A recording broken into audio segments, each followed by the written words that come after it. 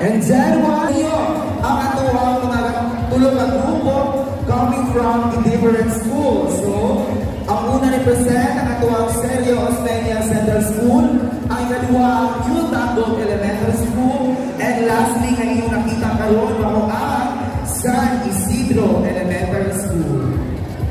So at this moment, our next competition will be the solo ceremony or the ultimate vocal challenge coming from the children category.